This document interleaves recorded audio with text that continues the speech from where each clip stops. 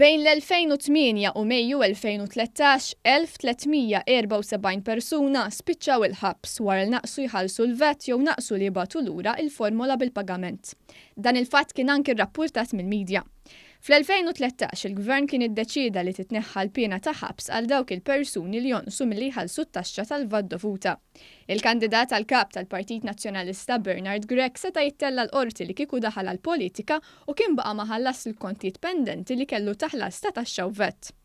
Ner il-ħadd ma' News il-kandidat għal kap tal-Partit Nazzjonalista Bernard Grech il-menta għal penali li titħallas skont il-liġi meta tonqos tonara l-obbligi tat-taxxa.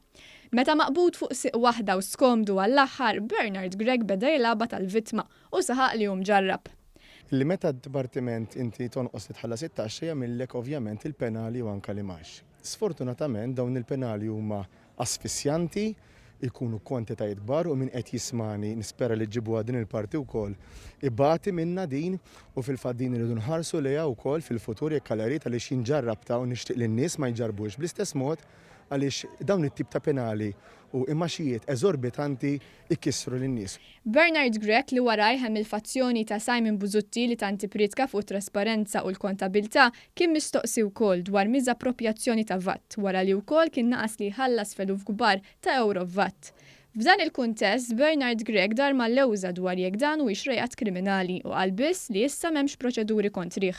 Inti kont qed tiġbor ukoll kont qed tiġbor is-somma mingħand il-klijenti biex tħallas il-VAT u laqas dik ma kont qed tħallas dan huwa reat kriminali. Però mbagħad jiena għażilt illi nċedi dan id-dritt u fil-fatt ħallas l-ammonti kollha. L-appropriazzjoni tal-VAT mhux reat kriminali. Jekk huwiex reat kriminali, m'hemm ebda proċeduri kriminali kontrija.